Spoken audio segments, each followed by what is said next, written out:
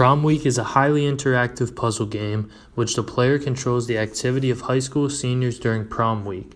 Upon opening the game, the player will be prompted to play the tutorial. During the tutorial, the player learns how to navigate the game and control the character actions. Upon completion of the tutorial, clicking on New Story will give you options of character stories that you can play.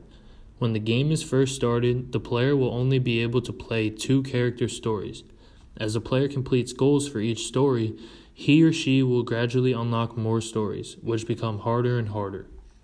When playing the game, the player must choose who he or she wants the characters to interact with to complete the goals. The player may click on any available character to see their current status with other characters. This is where they can base their decisions on what characters they want to make interact. There are many different interactions to choose from which will affect the way the characters feel towards each other. During interaction, the characters will have a conversation, and what is said during that conversation will determine the outcome of the interaction. Outcomes can include characters becoming enemies, becoming friends, dating, and many more.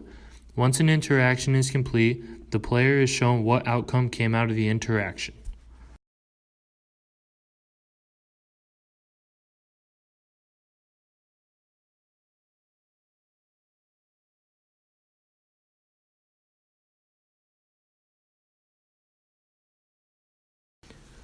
Players only have a certain number of interactions that they can make in each character's story, and at each setting within the story.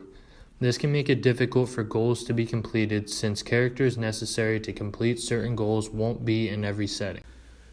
This game is a challenge to users of any age and was nominated for the Technical Excellence Award at the Indie Games Festival. It makes players think about what they would do in certain situations and gives a clear example of the amount of relationships a person will have in high school. It also shows that everyone is not going to get along. I highly recommend this game to anyone who wants a challenge and is okay with being a little frustrated. It is a well-developed game and deserves all the credit that it has gotten.